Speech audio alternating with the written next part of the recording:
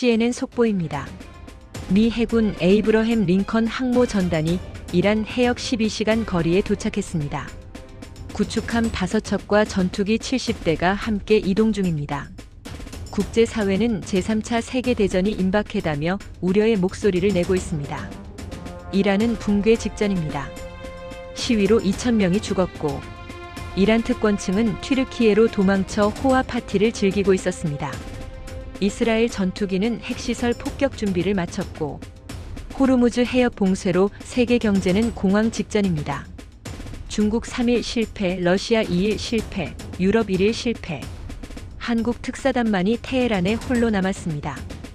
폭격까지 남은 시간 단 96시간. 96시간 후 세상이 뒤집혔습니다. 펜타곤도 몰랐던 한국의 비밀. 40년간 준비해온 은밀한 카드. 지금부터 그 은밀한 작전을 공개합니다. 이야기를 시작하기 전 구독과 좋아요, 댓글로 대한민국 화이팅!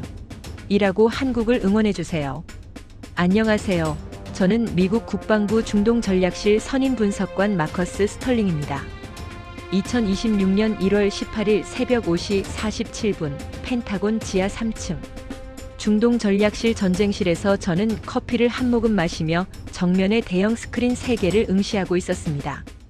왼쪽 스크린에는 테헤란 아자디 광장의 실시간 위성 영상이 떠 있었고 수만 명의 시위대와 검은 연기가 도시 곳곳에서 피어오르고 있었습니다. 중앙 스크린에는 터키 이스탄불의 한 5성급 호텔 옥상 풀장 장면이었는데 이란 정부 고위층 자녀들과 가족들이 샴페인 잔을 들고 웃으며 파티를 즐기고 있었습니다. 오른쪽 스크린에는 이스라엘 네바틴 공군기지에서 F-35 스텔스 전투기 12대가 경납고 밖으로 나와 활주로에 정렬해 있는 모습이 보였습니다.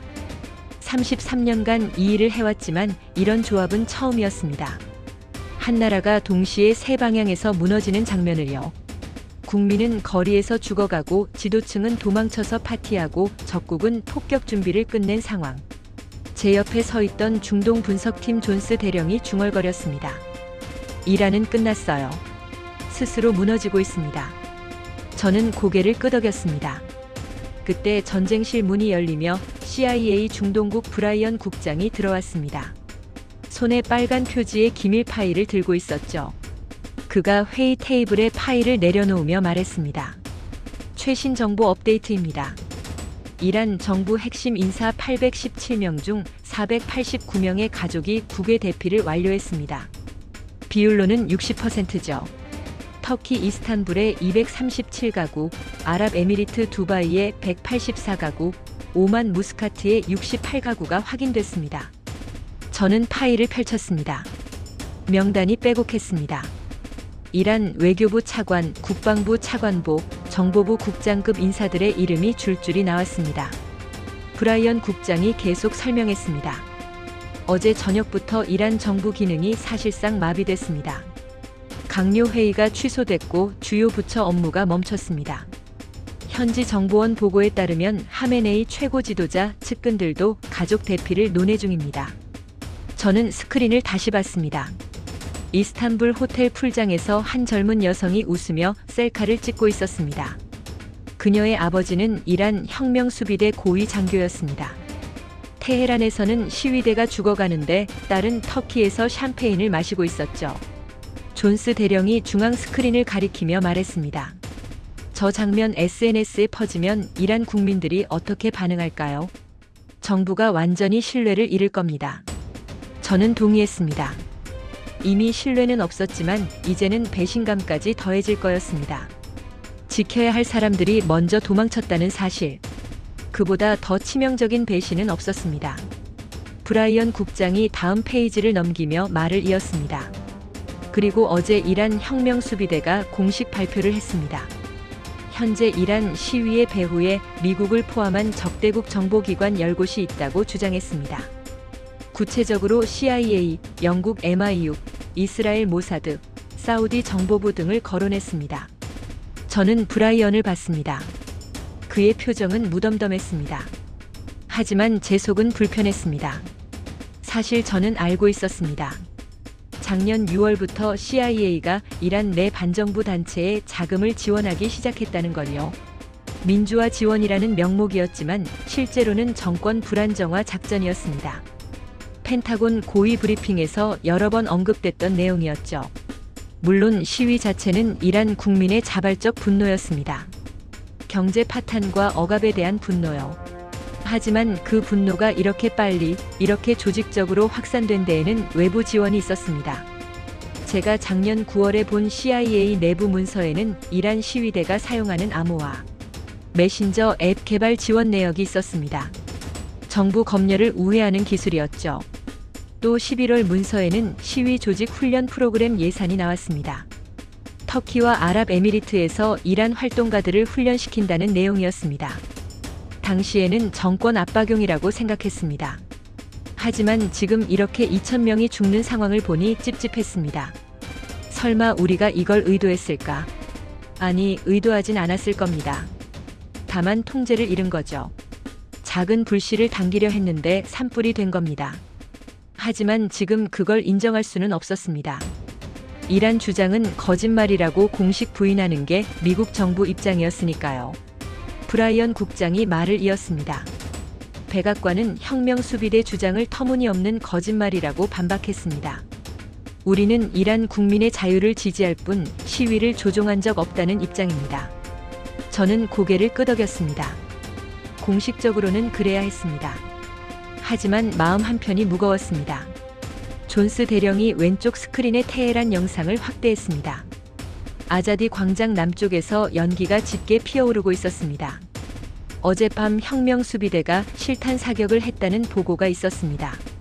최소 300명이 사망한 것으로 추정됐죠. 누적 사망자는 2,047명이었습니다. 부상자는 5,000명을 넘었습니다. 열흘간의 숫자였습니다. 전쟁실 뒤편에서 합참 소속 윌슨 준장이 들어왔습니다. 그가 업데이트를 가져왔습니다. 에이브러햄 링컨 항모 전단 현재 위치 보고입니다. 오만 해역을 통과 중이며 이란 호르무즈 해협까지 약 12시간 거리입니다.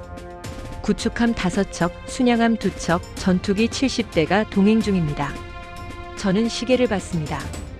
오전 5시 50분. 그럼 오후 6시쯤 도착한다는 계산이었습니다. 윌슨 준장이 계속 말했습니다. 이스라엘군도 준비 완료했습니다. F-35 스텔스 전투기 12대가 이란 핵시설 타격 대기 중입니다. 네바팀 기지와 하초르 기지에서 출격 가능합니다. 이스라엘 총리실에서 우리 측과 작전 조율을 요청했습니다. 동시 타격을 원한다는 입장입니다. 저는 오른쪽 스크린을 봤습니다. 활주로에 정렬된 F-35들이 마치 맹수처럼 보였습니다. 브라이언 국장이 파일을 덮으며 정리했습니다. 요약하면 이렇습니다.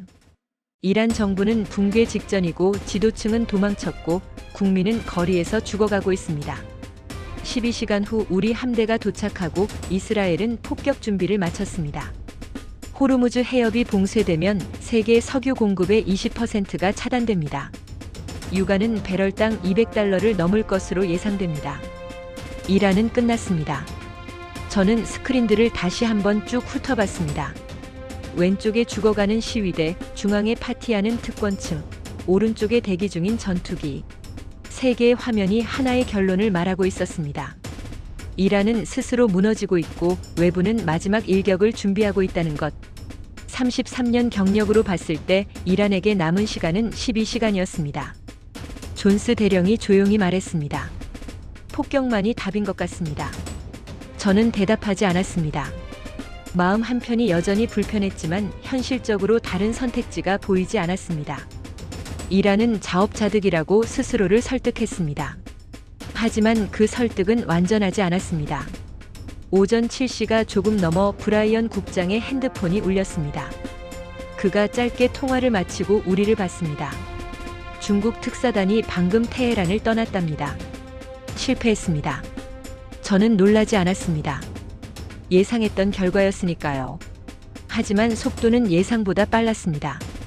중국은 3일 전인 1월 15일에 특사단을 보냈습니다. 외교부 부부장 주도로 7명이 테헤란에 도착했죠. 중국은 이란과 오래된 경제 파트너였습니다. 석유 수입의 상당 부분을 이란에서 가져갔고 1대1로 사업으로 이란 인프라에 투자했습니다. 관계로 치면 미국보다 훨씬 나았습니다. 그래서 중국은 자신했습니다. 하지만 결과는 처참했습니다. 브라이언이 태블릿을 켜서 우리에게 보여줬습니다. 현지 정보원이 보낸 사진이었습니다. 테헤란 이맘 호메인이 공항 VIP 라운지에서 중국 특사단이 황급히 짐을 챙기는 모습이었습니다. 표정들이 어두웠고 한 명은 이마에 붕대를 감고 있었습니다. 브라이언이 설명했습니다. 중국 특사단은 하메네이 면담 자체를 거부당했습니다. 외교부 차관급과만 만났는데 3시간 회담 후 결렬됐죠. 이란 측이 제시한 조건을 중국이 받아들일 수 없었다고 합니다. 구체적으로는 유엔 안보리에서 미국 제재에 반대표를 던지라는 요구였습니다. 중국으로서는 미국과 정면 충돌 각오해야 하는 요구였죠. 존스 대령이 물었습니다. 이마 붕대는 뭡니까? 브라이언이 다음 사진을 넘겼습니다. 중국 대사관 차량이 테헤란 시내에서 시위대에 포위된 장면이었습니다. 차량 유리창이 깨져 있었고 보닛에 움푹 패인 자국들이 보였습니다. 어제 저녁 숙소로 돌아가던 중 시위대와 마주쳤답니다. 누군가 돌을 던졌고 특사단 중 한 명이 머리를 맞았습니다. 경상이지만 중국 정부가 즉시 철수 명령을 내렸죠. 저는 스크린에서 중국 특사단 출국 실시간 영상을 확인했습니다. 베이징행 전세기가 이륙하고 있었습니다. 3일 만에 실패였습니다. 중국은 경제 카드를 꺼냈지만 이란은 더 큰 정치적 대가를 요구했고 중국은 그걸 지불할 수 없었습니다. 당연한 결과였습니다. 윌슨 준장이 다른 보고를 가져왔습니다. 러시아도 어제 철수했습니다. 저는 고개를 끄덕였습니다. 러시아는 중국보다 하루 늦은 1월 16일에 특사를 보냈습니다. 외교부 차관과 국방부 차관보가 함께 갔죠. 러시아는 이란의 전통적 우방이었습니다. 시리아 내전 때도 함께 싸웠고 군사 협력도 있었습니다. S-300 방공 미사일을 이란에 판매했고 수호의 전투기 수출도 논의 중이었습니다. 하지만 러시아도 실패했습니다. 윌슨 준장이 보고서를 읽었습니다. 러시아 특사단은 이틀간 이란 국방부 외교부 관계자들과 만났지만 성과가 없었습니다. 이란이 요구한 건 러시아의 최신 방공 시스템 긴급 공급이었습니다. 미국과 이스라엘 폭격에 대비하기 위해서였죠. 하지만 러시아는 우크라이나 전쟁 때문에 자국 방공망도 부족한 상황이었습니다. 줄 수가 없었습니다. 게다가 러시아 특사단도 테헤란 시내에서 공격을 받았습니다. 숙소 호텔 앞에서 시위대 일부가 차량을 에워쌌고 누군가 화염병을 던졌습니다. 다행히 불은 꺼졌지만 러시아 정부가 즉시 귀국 지시를 내렸습니다. 2일 만이었습니다. 브라이언이 덧붙였습니다. 유럽연합은 더 빨랐습니다. 하루 만에 포기했죠. 저는 그 소식도 알고 있었습니다. 프랑스 외교부 특사와 독일 외교부 국장이 공동으로 1월 17일 테헤란에 도착했습니다. 유럽연합 대표 자격이었죠. 유럽은 2015년 핵 협상 때 주요 중재자였고 이란과 경제 관계도 있었습니다. 하지만 도착 당일 저녁부터 상황이 틀어졌습니다. 테헤란 프랑스 대사관이 시위대에 포위됐습니다. 수백 명이 담을 넘으려 했고 경비대가 최루탄을 쏘며 막아냈습니다. 독일 대사관도 비슷한 상황이었습니다. 유럽 특사들은 호텔에 갇혀서 외출조차 못했습니다. 예정됐던 이란 외교부 회담은 일방적으로 취소됐습니다. 결국 유럽연합은 1월 18일 새벽, 그러니까 오늘 새벽에 긴급 대피 명령을 내렸습니다. 특사단뿐 아니라 테헤란 주재 대사관 직원 가족들까지 전원 철수시켰습니다. 프랑크푸르트행 전세기 3대가 동원됐습니다. 하루 만에 완전한 실패였습니다. 존스 대령이 정리했습니다. 중국 3일 실패, 러시아 2일 실패, 유럽 1일 실패입니다. 지칠 선진국들이 연쇄로 무너졌습니다. 제가 말했습니다. 당연합니다. 이란은 지금 제정신이 아닙니다. 협상할 상대가 아니에요. 정부는 붕괴 직전이고 특권층은 도망쳤고 거리는 무정부 상태입니다. 외교가 통할 상황이 아닙니다. 브라이언이 동의했습니다. 맞습니다. 이란에게 남은 건 자멸뿐입니다. 우리 함대가 도착하면 끝입니다. 전쟁실에 무거운 침묵이 흘렀습니다. 모두가 같은 결론에 도달하고 있었습니다. 외교는 끝났고 이제 군사작전만 남았다는 것. 그때 전쟁실 뒤편 문이 열리며 행정 담당 캐롤 중령이 들어왔습니다. 손에 공문 봉투를 들고 있었습니다. 국방부로 공식 제안서가 도착했습니다. 한국 국방부에서 보냈습니다.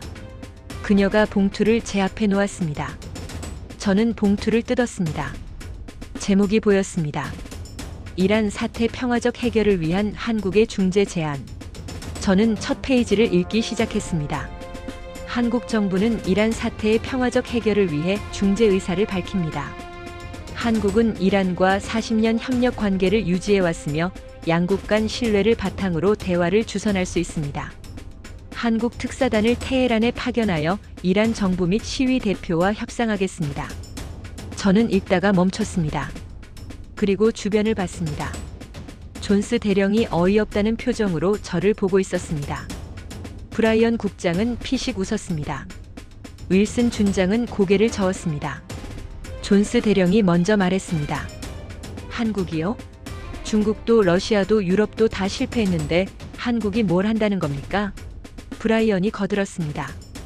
반도체나 잘 만드는 나라 아닙니까? 중동 외교를 안다고 설치네요. 윌슨 준장도 웃으며 말했습니다. K-팝은 잘하죠. 하지만 K방산이 전쟁터를 알까요? 저도 제안서를 다시 읽으며 코웃음 쳤습니다. 40년 협력 관계라. 그게 뭐 대수입니까? 경제 협력이랑 정치 중재는 완전히 다른 문제입니다. 중국은 이란 최대 교역국인데도 실패했습니다. 러시아는 군사 동맹인데도 안 됐습니다. 유럽은 핵 협상 중재자였는데도 쫓겨났습니다. 한국이 뭘 할 수 있겠습니까? 존스 대령이 냉소적으로 말했습니다. 작은 나라 주제에 큰일 하려고 합니다. 한국 군대 규모가 얼마나 됩니까? 항공모함도 없고 핵무기도 없는 나라가 이란을 상대한다고요. 브라이언이 덧붙였습니다. 전쟁터는 삼성 공장이 아닙니다. 매뉴얼대로 안 됩니다. 저는 제안서 마지막 페이지를 넘겼습니다. 한국은 96시간 내 이란과 합의를 도출하겠습니다. 미국의 지원과 이해를 부탁드립니다. 서명은 한국 국방부 장관이었습니다. 96시간이라 4일 만에 중국, 러시아, 유럽이 다 못한 일을 한다는 겁니까? 저는 한숨을 쉬었습니다. 윌슨 준장이 물었습니다. 어떻게 할 겁니까, 스털링 국장? 백악관에 보고해야 합니까? 저는 제안서를 덮었습니다. 그리고 옆에 있던 휴지통을 당겼습니다. 제안서를 구겨서 휴지통에 던졌습니다. 보고할 가치도 없습니다. 시간 낭비입니다. 중국도 러시아도 유럽도 실패한 나라를 한국이 구한다? 말이 안 됩니다. 존스 대령이 동의했습니다. 맞습니다. 한국은 전쟁터를 모릅니다. 회의실에 웃음이 번졌습니다. 저도 따라 웃었습니다.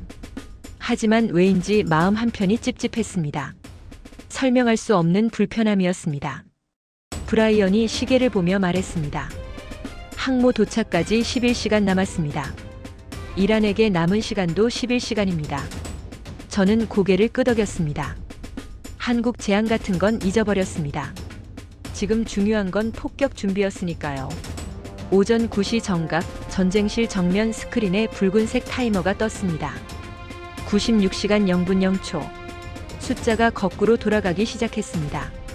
펜타곤 합참의 공식 작전 카운트다운이었습니다. 윌슨 준장이 작전 명령서를 펼쳤습니다. 작전명 아이언 썬더. 미 해군 에이브러햄 링컨 항모 전단과 이스라엘 공군의 협동 타격. 나탄즈 우라늄 농축 시설, 포르도 지하 핵시설, 아라크 중수로가 1차 목표였습니다. 총 42개 타격 지점. B-2 폭격기 4대, 토마호크 미사일 120발, 이스라엘 F-35 12대가 동원됩니다. 존스 대령이 오른쪽 스크린에 이란 지도를 띄웠습니다. 빨간 점들이 전국에 찍혔습니다. 4시간 작전으로 이란 핵 프로그램을 완전히 파괴하는 계획이었죠. 하지만 문제는 그 다음이었습니다. 브라이언 국장이 보복 시나리오 분석 파일을 펼쳤습니다. 이란이 호르무즈 해협을 봉쇄할 확률 95%, 세계 석유 공급량의 20%가 차단됩니다. 유가는 배럴당 $200까지 폭등 예상. 세계 경제는 즉각 타격받고 인플레이션이 급등할 겁니다. 소외 작전에만 최소 2주. 그동안 석유 공급이 중단되면 각국 경제는 공황 상태로 빠집니다. 타이머를 받습니다. 95시간 52분. 나흘 후 우리가 이란을 공격하면 세계 경제도 함께 무너질 수 있었습니다. 하지만 선택지가 없었습니다. 제 책상 위 기밀 파일이 눈에 들어왔습니다. 어젯밤 CIA에서 보낸 건데 아직 읽지 않았던 겁니다. 이란 시위 배경 분석. 저는 파일을 펼쳤습니다. 시위 초기 확산 패턴이 비정상적이었습니다. 6시간 만에 테헤란 전역으로 퍼졌고 암호화 메신저 사용률이 평소보다 340% 급증했습니다. 너무 조직적이었죠. 다음 페이지에는 자금 흐름 추적 결과가 있었습니다. 시위 주동자 47명 계좌에 출처 불명 송금 총 870만 달러. 터키와 아랍에미리트 은행 경유. 저는 파일을 내려놨습니다. 작년에 봤던 국방부 예산 문서가 떠올랐습니다. CIA 중동 민주화 지원 프로그램 예산이 전년 대비 420% 증가했었습니다. 그게 무슨 뜻이었을까? 작년 9월 펜타곤 브리핑에서 한장성이 했던 말도 기억났습니다. 이란 정권을 내부에서 무너뜨리는 게 최선이라고요. 설마 우리가? 저는 고개를 저었습니다. 더 파고들고 싶지 않았습니다. 혹시 진실을 알게 되면 어떻게 할까? 33년간 이 일을 해온 제가 미국이 2,000명 죽는 시위의 배후라는 걸 알게 되면요. 브라이언의 핸드폰이 울렸습니다. 짧은 통화 후 그가 우리를 봤습니다. 한국 특사단이 테헤란 공항에 도착했다는 보고였습니다. 저는 놀라서 되물었습니다. 윌슨 준장이 어이없다는 표정을 지었습니다. 중국, 러시아, 유럽이 모두 철수한 곳에 지금 들어간다는 겁니까? 존스 대령은 자살 행위라며 고개를 저었습니다. 브라이언이 확인했습니다. 현재 테헤란에 남은 외국 외교팀은 한국이 유일하다고요. 왼쪽 스크린에 테헤란 공항 실시간 영상이 떴습니다. 한국 정부 전용기 옆에 검은색 차량 3대가 대기 중이었고 방탄복을 입은 일행 7명이 차량에 탑승하는 모습이 보였습니다. 존스는 한국이 96시간은커녕 하루도 못 버틸 거라고 단언했습니다. 윌슨도 동의했습니다. 중국이 3일 버텼는데 한국은 그것도 못할 거라는 겁니다. 작은 나라의 무모한 도전이라고요. 저도 같은 생각이었습니다. 강대국들이 모두 실패한 곳에서 한국이 성공할 리 없었습니다. 하지만 한편으로는 의문이 들었습니다. 왜 갔을까? 실패가 뻔한데 왜 목숨을 걸고 테헤란에 들어갔을까? 브라이언이 추가 정보를 읽었습니다. 특사단 구성원은 국방부 차관, 외교부 중동국장, 방산청 국장 등이었습니다. 목적은 이란 정부와 직접 협상. 96시간 내합의 목표. 저는 코웃음 쳤습니다. 우리 폭격 시각이 96시간 후인데 그 전에 뭘 한다는 겁니까? 타이머를 봤습니다. 95시간 43분. 한국에게 남은 시간도 똑같았습니다. 저는 회의적이었습니다. 아니, 확신했습니다. 한국은 실패할 거라고요. 하지만 마음 한편에서 작은 목소리가 들렸습니다.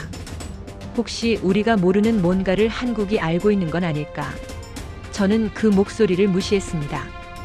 펜타곤이 모르는 걸 한국이 안다는 게 말이 됩니까? 타이머는 계속 돌아갔습니다. 95시간 41분. 이란의 운명이, 그리고 어쩌면 한국의 운명도 함께 카운트다운되고 있었습니다. 오전 11시가 넘어갈 무렵 저는 전쟁실을 나와 복도 끝 제 사무실로 돌아왔습니다. 책상 위에는 각국 정보 보고서들이 쌓여 있었습니다.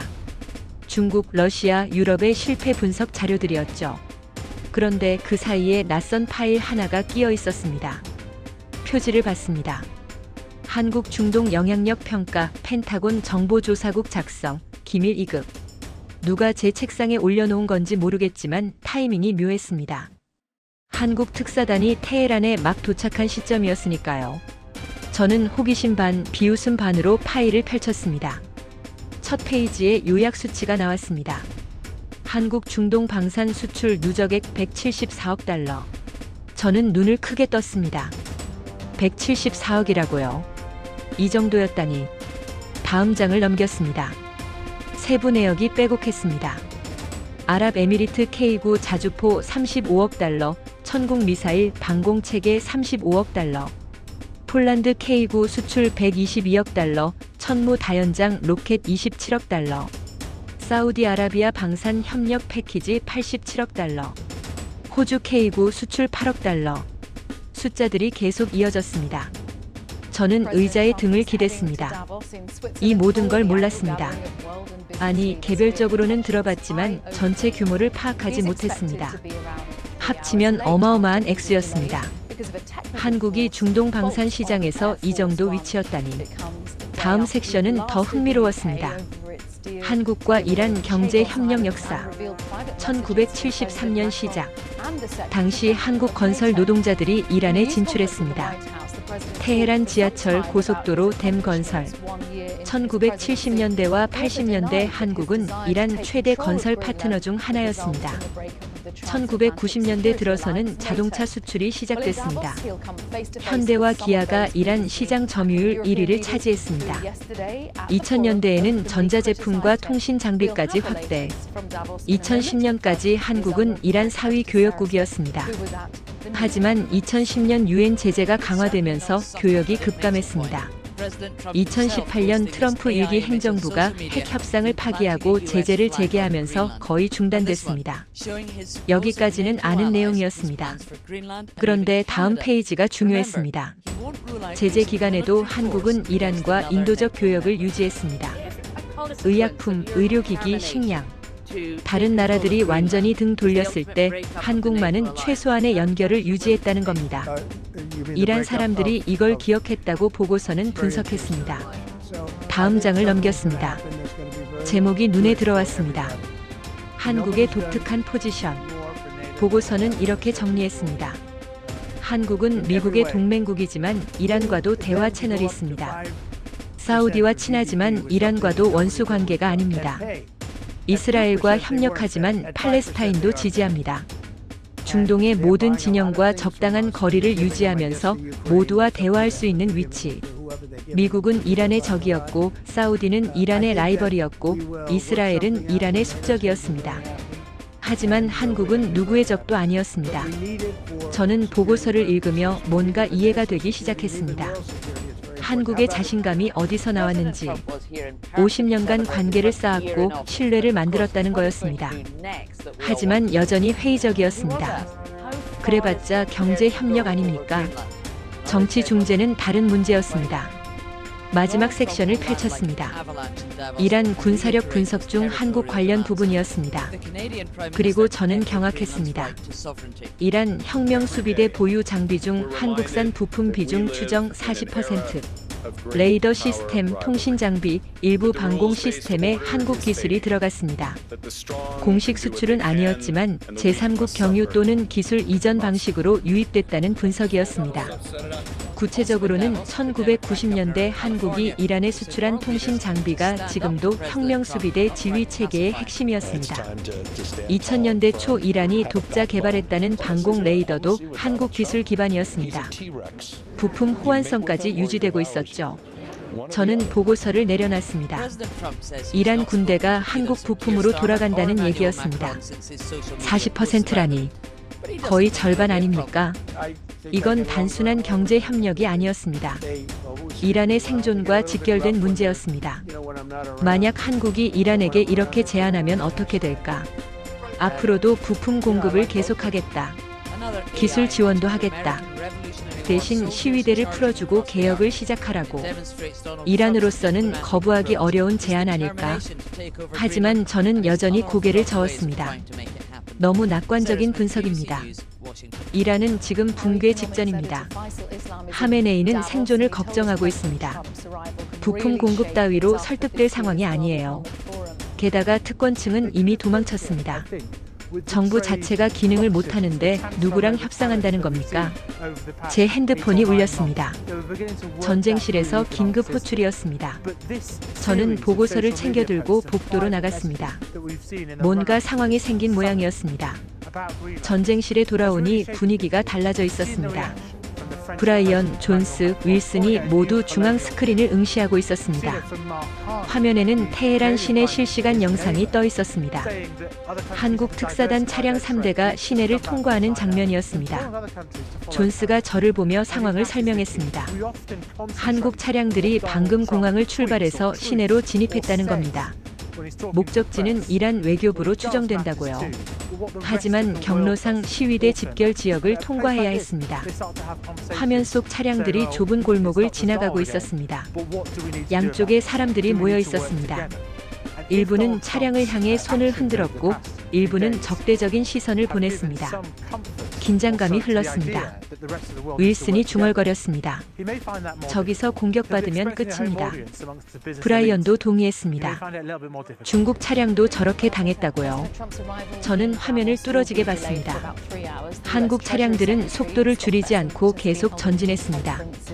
그때 한 무리의 시위대가 차량 앞을 가로막았습니다. 20명쯤 됐습니다.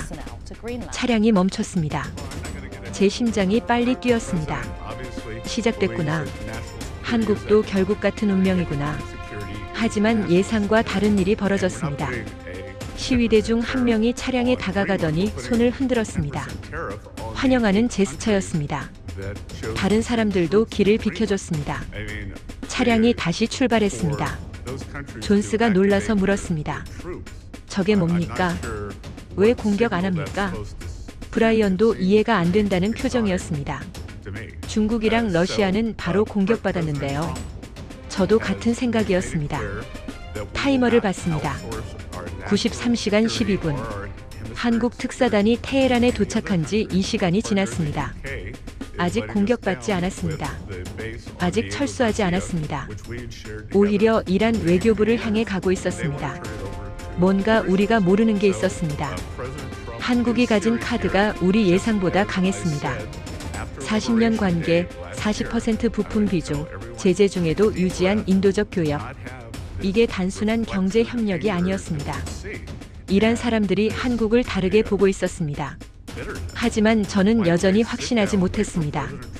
외교부까지 가는 건 성공할 수 있습니다. 하지만 하메네이를 설득하는 건 다른 문제입니다. 93시간 안에 이란 최고 지도자를 움직일 수 있을까? 저는 회의적이었습니다. 타이머는 계속 돌아갔습니다. 93시간 9분. 한국의 도전이 계속되고 있었습니다. 이틀이 지났습니다. 타이머는 48시간 17분을 가리키고 있었습니다. 폭격까지 정확히 48시간 남은 시점이었죠. 저는 전쟁실에서 밤을 새웠습니다. 한국 특사단 동향을 추적하느라 집에도 못 갔습니다. 이틀 동안 놀라운 일들이 벌어졌습니다. 한국 특사단은 이란 외교부 차관과 3번 회담했습니다. 국방부 고위 관계자와 이번 만났습니다. 심지어 혁명수비대 사령부까지 방문했습니다. 중국, 러시아, 유럽이 하루도 못 버티고 도망친 테헤란에서 한국은 48시간째 버티고 있었습니다. 하지만 상황이 급변했습니다. 새벽 4시쯤 브라이언이 긴급 보고를 가져왔습니다. CIA 현지 정보원 제보였습니다. 한국 대사관이 시위대에 포위됐다는 겁니다.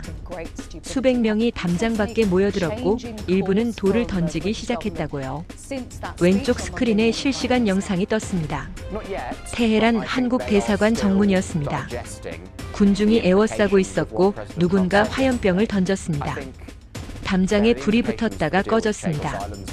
이란 경찰은 보이지 않았습니다. 정부가 통제력을 잃었다는 증거였죠. 존스가 추가 정보를 읽었습니다. 한국 특사단 차량 3대가 외교부 회담을 마치고 대사관으로 돌아가는 중이라는 겁니다. 하지만 경로상 시위대 집결 지역을 통과해야 했습니다. 위험했습니다. 화면이 전환됐습니다. 테헤란 시내 한 골목이었습니다. 한국 차량 3대가 보였습니다. 그런데 앞쪽에 시위대가 바리케이드를 쳤습니다. 차량이 멈췄습니다. 순식간에 수십 명이 차량을 에워쌌습니다. 누군가 돌을 던졌습니다. 첫 번째 차량 옆 유리창이 금이 갔습니다. 방탄 유리였지만 충격이 컸습니다. 또 다른 사람이 차량 보닛을 발로 찼습니다. 군중이 차를 흔들기 시작했습니다. 윌슨이 긴장한 목소리로 말했습니다. 저러다 차량이 전복되겠습니다. 브라이언도 동의했습니다. 중국 특사단도 저렇게 공격받았다고요. 저는 숨을 참고 화면을 봤습니다. 그때 첫 번째 차량 문이 열렸습니다. 한국 특사단 중 한 명이 내렸습니다. 방탄복을 입고 있었지만 무기는 없었습니다. 그는 군중을 향해 양손을 들었습니다. 비무장 제스처였습니다. 그리고 무언가 외쳤습니다. 현지 정보원 보고가 들어왔습니다. 브라이언이 읽었습니다. 한국 특사가 페르시아어로 외쳤다는 겁니다. 우리는 이란 친구입니다. 40년 함께 일했습니다. 여러분을 돕고 싶습니다. 군중이 잠시 멈췄습니다. 누군가 한국어로 뭔가 외쳤습니다. 현대, 기아, 자동차 브랜드였습니다. 다른 사람도 외쳤습니다. 삼성, LG, 전자제품 이름들이었습니다. 이란 사람들이 한국 제품을 알고 있었습니다. 한국 특사가 다시 외쳤습니다. 정보원 번역에 따르면 이랬습니다. 우리는 여러분 편입니다. 미국 편이 아닙니다. 이란을 돕고 싶습니다. 군중이 조금씩 물러났습니다. 바리케이드가 치워졌습니다. 차량이 천천히 전진했습니다. 저는 안도의 한숨을 쉬었습니다. 위기를 넘겼습니다. 하지만 존스가 고개를 저었습니다. 운이 좋았을 뿐입니다. 다음엔 안 통할 겁니다. 윌슨도 동의했습니다. 테헤란은 너무 위험하다고요. 1시간 후 또 다른 보고가 들어왔습니다. 서울에서 긴급 명령이 내려졌다는 겁니다. 한국 정부가 특사단에 즉시 철수를 지시했습니다. 상황이 너무 위험하다는 판단이었죠. 브라이언이 확인했습니다. 청와대 국가안보실장이 직접 전화했다고 합니다. 저는 고개를 끄덕였습니다. 당연한 결정입니다. 중국도 러시아도 유럽도 위험해지자 즉시 철수했습니다. 한국도 같은 선택을 할 겁니다. 48시간 버틴 것만으로도 대단했습니다. 하지만 30분 후 놀라운 소식이 들어왔습니다. 한국 특사단이 철수 명령을 거부했다는 겁니다. 협상이 끝날 때까지 테헤란에 남겠다고 답했다는 거였습니다. 존스가 어이없다는 표정을 지었습니다. 정부 명령을 거부한다고요. 윌슨도 믿을 수 없다는 반응이었습니다. 저도 같은 생각이었습니다. 목숨을 걸겠다는 겁니까? 48시간 안에 합의 못하면 폭격입니다. 그럼 테헤란에 있던 한국인들도 위험해집니다. 브라이언이 추가 정보를 읽었습니다. 한국 특사단장이 서울에 보낸 메시지 내용이었습니다. 우리는 40년 준비했습니다. 지금 포기할 수 없습니다. 이란 사람들이 우리를 믿기 시작했습니다. 조금만 더 시간을 주십시오. 저는 화면 속 한국 대사관을 봤습니다. 여전히 시위대가 에워싸고 있었습니다. 언제든 공격받을 수 있는 상황이었습니다. 하지만 한국 특사단은 그곳에 남기로 했습니다. 목숨을 걸고요. 그날 오후 중요한 정보가 입수됐습니다. CIA 이란 내부 정보원이 한국 특사단의 협상 내용 일부를 빼냈습니다. 기밀 유출이었지만 우리로서는 필요한 정보였죠. 브라이언이 해독한 내용을 읽었습니다. 한국이 이란에 제안한 패키지였습니다. 제목은 방산 기술 자립 프로그램. 이란이 자체적으로 방위 산업을 구축하도록 기술 이전을 해주겠다는 겁니다. 구체적으로는 이랬습니다. 레이더 제조 기술, 통신 장비 생산 라인, 방공 시스템 설계 노하우. 한국이 직접 수출하는 게 아니라 이란이 스스로 만들 수 있게 가르쳐 주겠다는 겁니다. 제재와 무관하게 이란이 자주 국방 능력을 갖추도록 돕겠다는 거였죠. 조건은 명확했습니다. 시위대 2,300명 전면 사면, 인터넷 즉시 재개, 하메네이가 국민에게 개혁 약속, 튀르키예 도피한 특권층 전원 소환. 이 네 가지를 이행하면 한국이 방산 기술을 이전하겠다는 겁니다. 저는 자료를 읽으며 경악했습니다. 제재를 우회하는 방법이었습니다. 미국이 이란의 무기 수출을 금지했지만 기술 교육까지 막을 수는 없었습니다. 게다가 한국이 제3국을 통하면 추적도 어려웠습니다. 더 놀라운 건 이란 입장이었습니다. 혁명 수비대로서는 거부하기 어려운 제안이었습니다. 지금 보유한 장비의 40%가 한국 부품입니다. 앞으로도 부품이 필요합니다. 게다가 미국 폭격이 48시간 앞으로 다가왔습니다. 방공 능력을 강화해야 살아남습니다. 존스가 분석했습니다. 이란으로서는 받아들일 수밖에 없는 제안이라고요. 시위대 사면은 정치적 부담이지만 생존보다 중요하진 않다는 겁니다. 윌슨도 동의했습니다. 하메네이가 고민할 거라고요. 저는 타이머를 봤습니다. 47시간 38분. 한국이 정말 해낼 수도 있겠다는 생각이 들었습니다. 처음으로요. 40년 관계, 40% 부품 비중, 목숨 건 협상, 그리고 제재를 우회하는 창의적 해법. 이 모든 게 합쳐지면 불가능이 가능이 될 수도 있었습니다. 하지만 여전히 확신할 수 없었습니다. 하메네이가 정말 굴복할까? 특권층을 소환할까? 국민에게 사과할까? 독재자가 그런 선택을 할까? 타이머는 계속 돌아갔습니다. 47시간 35분. 한국의 도박이 계속되고 있었습니다. 또 하루가 지났습니다. 타이머는 24시간 8분을 가리켰습니다. 폭격까지 정확히 하루 남았습니다. 펜타곤 전쟁실은 긴장감으로 가득했습니다. 모두가 최종 브리핑을 위해 모였습니다. 윌슨 준장이 항모 전단 최종 상황을 보고했습니다. 에이브러햄 링컨이 호르무즈 해협 입구에 도착했습니다. 구축함들이 전투 배치를 완료했습니다. 토마호크 미사일 120발이 발사 대기 중입니다.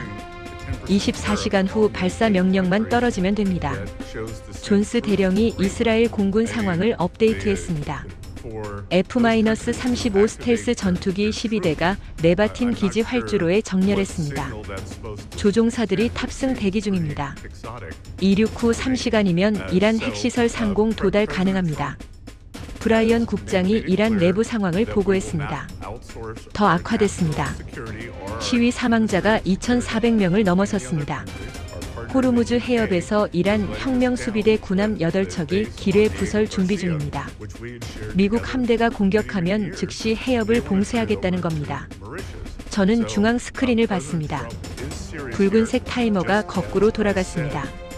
24시간 6분, 5분, 4분.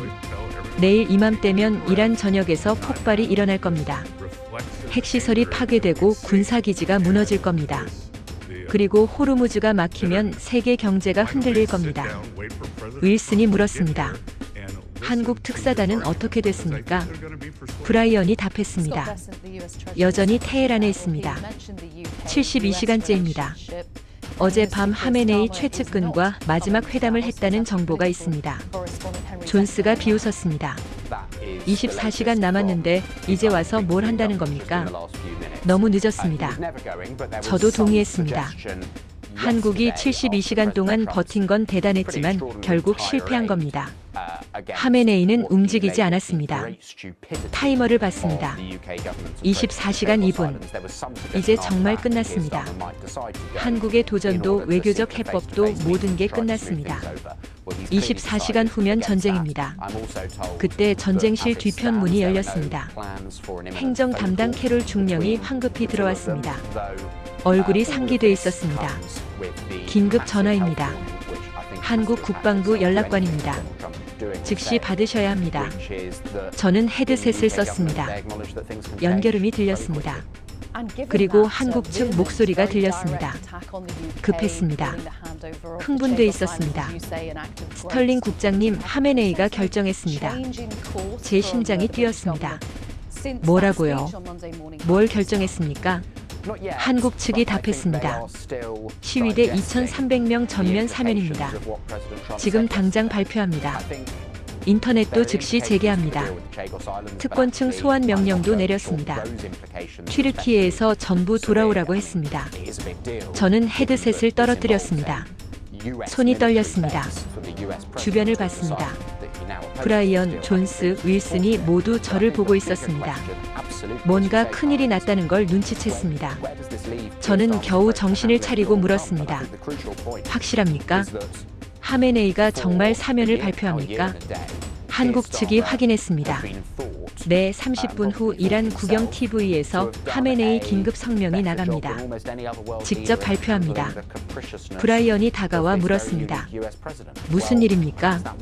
저는 헤드셋을 내려놓고 그를 봤습니다. 하메네이가 굴복했습니다. 한국이 해냈습니다. 전쟁실이 정적에 휩싸였습니다. 아무도 믿지 못했습니다. 윌슨이 고개를 저었습니다. 말도 안 됩니다. 존스도 어이없다는 표정이었습니다. 하지만 저는 확신했습니다. 한국 측 목소리가 너무 확실했습니다. 10분 후 CNN 속보가 떴습니다. 이란 국영 TV가 하메네이 긴급 성명을 예고했다는 겁니다. 30분 후 방송 예정. 왼쪽 스크린에 이란 국영 TV 실시간 중계가 떴습니다. 대기 화면이었습니다. 20분이 지났습니다. 전쟁실 모두가 스크린만 응시했습니다. 아무도 말이 없었습니다. 타이머는 23시간 41분을 가리켰습니다. 드디어 화면이 바뀌었습니다. 하메네이가 나타났습니다. 테헤란 집무실이었습니다. 그는 카메라를 똑바로 봤습니다. 그리고 말하기 시작했습니다. 브라이언이 동시통역 채널을 연결했습니다. 하메네이 목소리가 들렸습니다. 이란 국민 여러분, 저는 오늘 인도적 차원에서 중대한 결정을 내렸습니다. 최근 시위에 참여한 국민 2,300명을 전면 사면합니다. 즉시 석방 조치합니다. 존스가 헛웃음을 쳤습니다. 정말 발표하는군요. 윌슨은 말을 잃었습니다. 저는 계속 화면을 봤습니다. 하메네이가 계속 말했습니다. 인터넷 서비스를 즉시 재개합니다. 국민의 소통권을 보장하겠습니다. 그리고 해외에 체류 중인 정부 관계자 가족들에게 명령합니다. 즉시 귀국하십시오. 이란은 어려울 때 함께해야 합니다. 브라이언이 추가 정보를 확인했습니다. 튀르키예 이스탄불 공항에서 긴급 상황이 벌어지고 있다는 겁니다. 이란행 전세기 5대가 급히 준비 중입니다. 호텔에 있던 이란 특권층 가족들이 황급히 짐을 싸고 공항으로 향하고 있다고요. 오른쪽 스크린에 이스탄불 공항 실시간 영상이 떴습니다. 정말이었습니다. 수십 명이 VIP 라운지로 몰려들고 있었습니다. 사흘 전까지 호텔 풀장에서 샴페인 마시던 사람들이었습니다. 이제는 공포에 질린 얼굴로 테헤란으로 돌아가고 있었습니다. 존스가 중얼거렸습니다. 하메네이가 정말 특권층을 소환했습니다. 믿을 수가 없네요. 윌슨도 동의했습니다. 독재자가 이런 결정을 내리다니요. 하메네이가 성명을 마무리했습니다. 이란은 변화할 것입니다. 국민의 목소리를 듣겠습니다. 개혁을 시작하겠습니다. 화면이 꺼졌습니다. 전쟁실에 침묵이 흘렀습니다. 30초쯤 지났을까? 브라이언의 핸드폰이 울렸습니다. 그가 통화를 마치고 우리를 봤습니다. 백악관입니다. 트럼프 대통령이 긴급 회의를 소집했습니다. 지금 당장 오라고 합니다.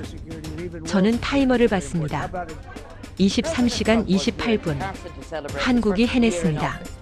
72시간 만에 불가능을 가능으로 만들었습니다. 하메네이를 움직였습니다. 특권층을 불러들였습니다. 그리고 전쟁을 막았습니다. 제 다리가 후들거렸습니다. 의자에 주저앉았습니다. 33년 경력 중 이런 경험은 처음이었습니다. 강대국들이 모두 실패한 일을 중견국이 해냈습니다. 항공모함도 없고 핵무기도 없는 나라가 최강대국이 못한 일을 했습니다.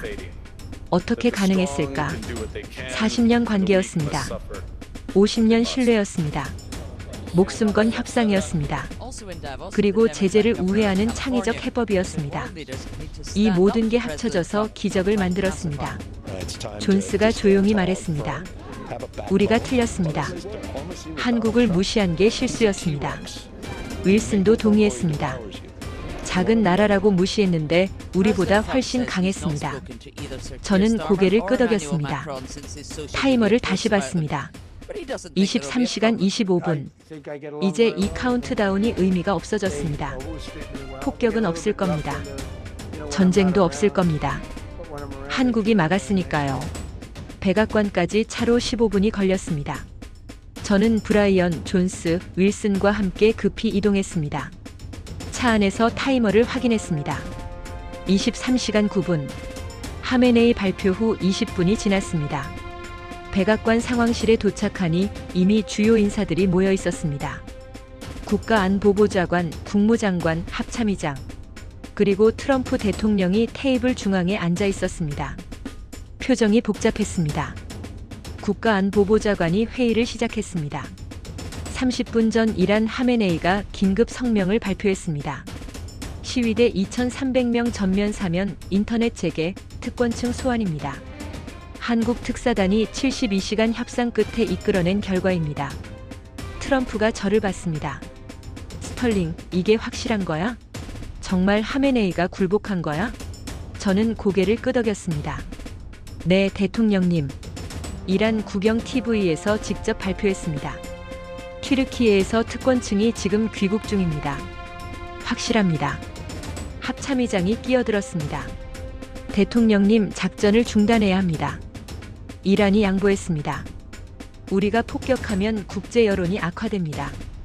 트럼프가 한참 생각했습니다. 그리고 결정했습니다. 작전 중지. 항모 전단에 공격 취소 명령을 내려 국가안보보좌관이 즉시 전화기를 들었습니다. 저는 안도의 한숨을 쉬었습니다. 전쟁이 막혔습니다.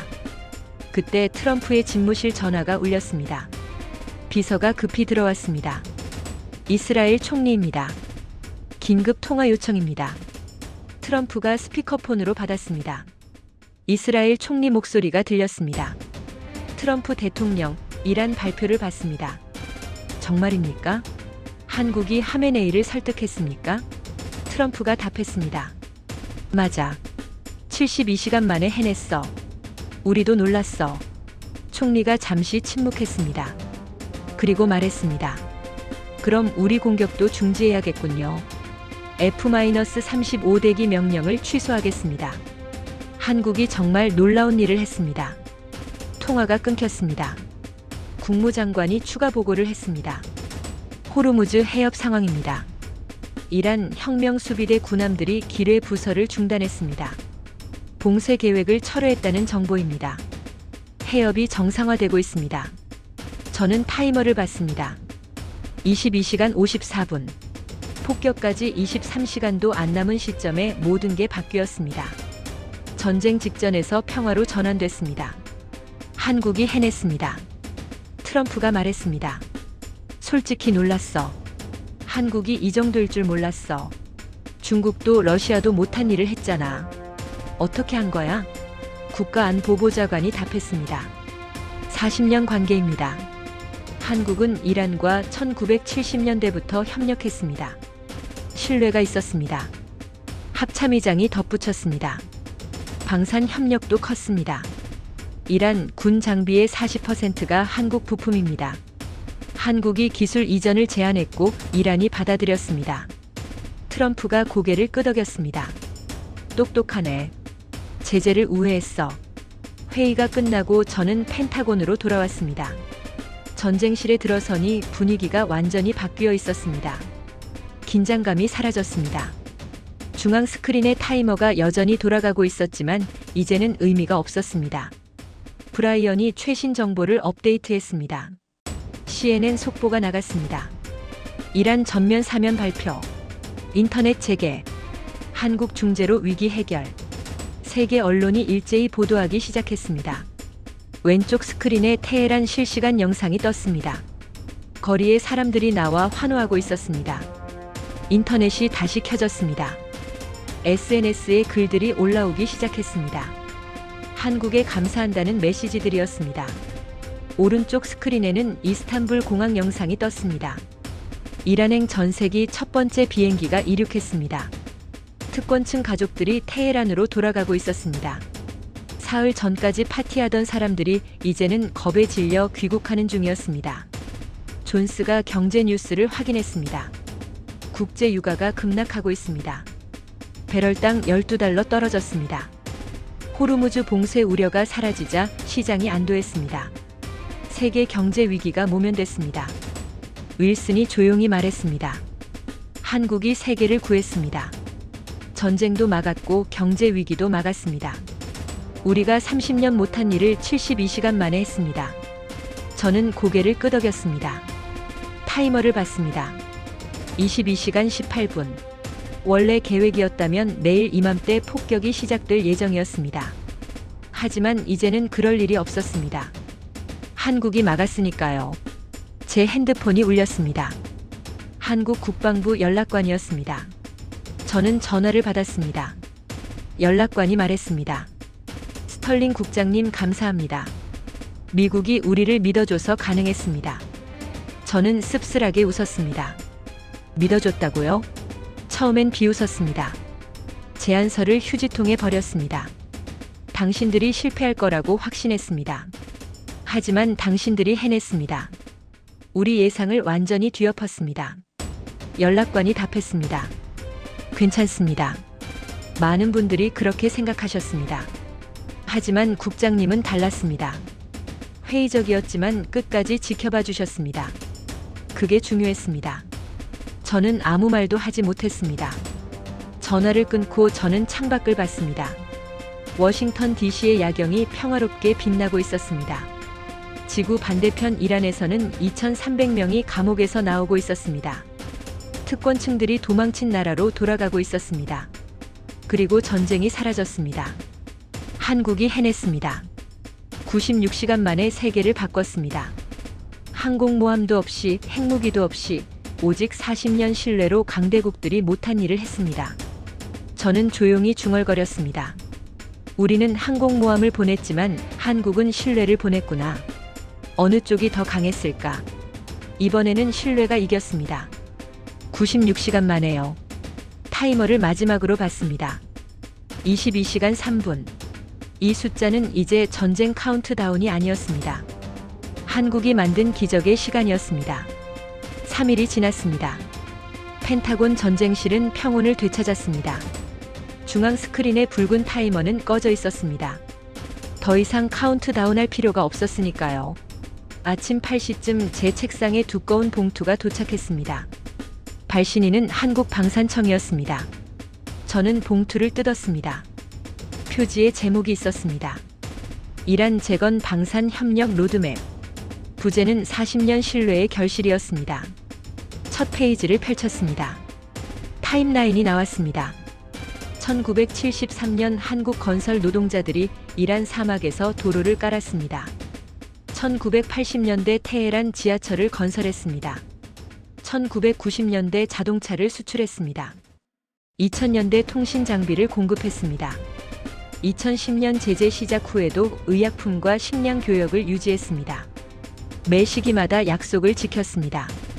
납기를 맞췄습니다. 품질을 보장했습니다. 어려울 때도 관계를 끊지 않았습니다. 40년이 쌓였습니다. 그게 신뢰가 됐습니다. 저는 보고서를 읽으며 깨달았습니다. 96시간이 아니었습니다.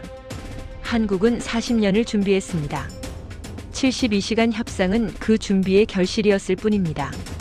우리는 폭탄을 준비했지만 한국은 관계를 준비했습니다. 우리는 항공모함을 보냈지만 한국은 신뢰를 보냈습니다. 다음 섹션을 넘겼습니다. 앞으로 한국이 이란과 진행할 방산 협력 계획이었습니다. 레이더 제조 기술 이전 5개년 계획, 통신 장비 생산 라인 구축 지원, 방공 시스템 설계 교육 프로그램, 모두 제재를 우회하는 방법들이었습니다. 저는 감탄했습니다. 창의적이었습니다. 직접 수출하지 않고 기술을 가르쳐주는 겁니다. 이란이 스스로 만들 수 있게 돕는 거였죠. 제재를 정면 돌파하는 게 아니라 우회하는 겁니다. 똑똑했습니다. 오전 10시에 펜타곤 대회의실에서 긴급 회의가 열렸습니다. 합참의장 주재였습니다. 저도 참석했습니다. 주제는 한국 사례 분석이었습니다. 합참의장이 말했습니다. 한국이 보여준 건 새로운 외교 모델입니다. 힘이 아니라 신뢰로 문제를 풀었습니다. 우리도 배워야 합니다. 군사력만으로는 안 됩니다. 관계가 필요합니다. 국방차관이 덧붙였습니다. 한국은 중동에서 50년 일했습니다. 병원을 짓고 학교를 세웠습니다. 우리는 군사기지만 세웠습니다. 어느 쪽을 중동 사람들이 더 좋아하겠습니까? 회의실에 침묵이 흘렀습니다. 모두가 같은 생각을 하고 있었습니다. 우리가 틀렸다는 것, 한국이 맞았다는 것. 회의가 끝나고 저는 합참의장을 따라 그의 집무실로 갔습니다. 그가 책상 서랍에서 편지 한 통을 꺼냈습니다. 한국 합참의장에게 보낼 감사 친서였습니다. 제가 초안을 검토해달라고 했습니다. 저는 편지를 읽었습니다. 한국 합참의장님께 이란 사태 평화적 해결에 깊이 감사드립니다. 한국의 헌신과 용기가 세계 평화에 기여했습니다. 미국은 한국의 성공에서 많은 것을 배웠습니다. 앞으로 양국이 더욱 긴밀히 협력하기를 바랍니다. 저는 편지를 내려놓고 말했습니다. 완벽합니다.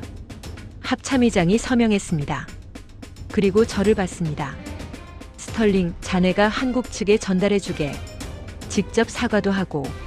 저는 고개를 끄덕였습니다. 오후 3시에 한국 대사관을 방문했습니다. 국방부 연락관이 저를 맞았습니다. 30대 후반으로 보이는 젊은 장교였습니다. 이름은 김준혁 중령이었습니다. 저는 그에게 합참의장 친서를 전달했습니다.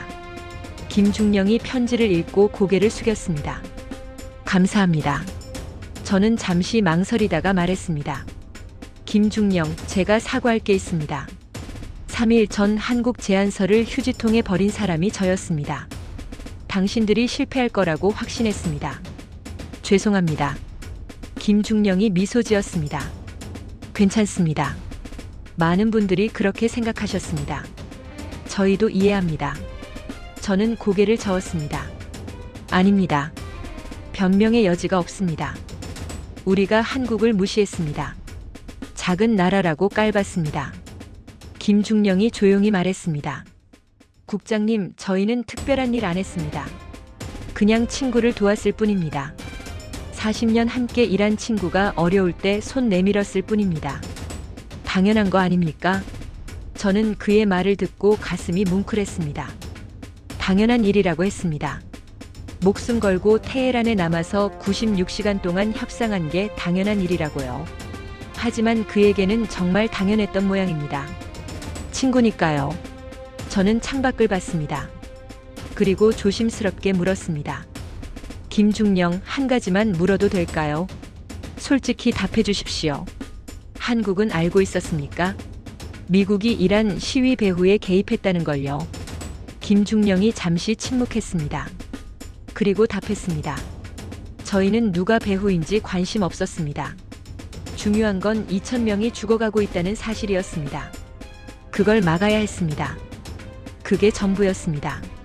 저는 할 말을 잃었습니다. 한국은 알고 있었습니다. 미국이 개입했다는 걸요. 하지만 문제 삼지 않았습니다. 조용히 해결했습니다. 미국 체면까지 세워주면서요. 김중령이 덧붙였습니다. 국장님, 외교는 과거를 따지는 게 아닙니다. 미래를 만드는 겁니다. 누가 잘못했는지 따지면 끝이 없습니다. 중요한 건 앞으로 어떻게 할 건가입니다. 저는 고개를 끄덕였습니다. 대사관을 나와 펜타곤으로 돌아오는 차 안에서 저는 오랜 시간 생각했습니다. 33년 군사 전문가로 살았습니다. 힘이 전부라고 배웠습니다. 폭격이 답이라고 믿었습니다. 하지만 틀렸습니다. 한국이 가르쳐줬습니다. 신뢰가 힘보다 강할 수 있다는 것.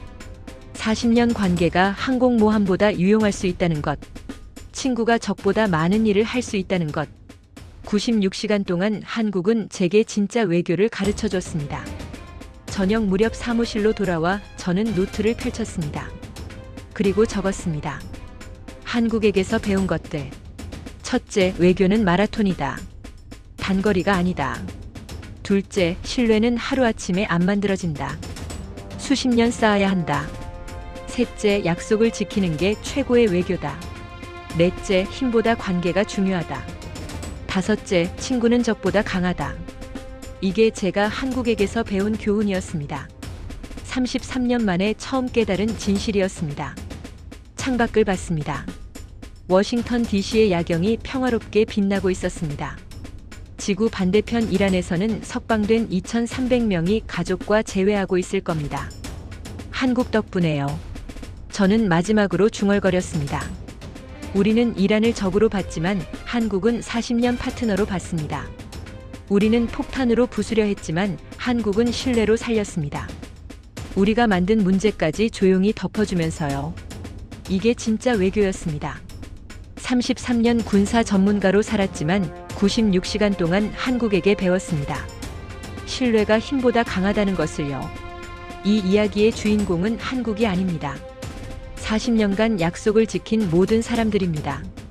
사막에서 도로를 깔았던 노동자, 지하철을 건설했던 기술자, 제재 중에도 의약품을 보냈던 무역상, 그리고 목숨 걸고 테헤란에 남았던 외교관.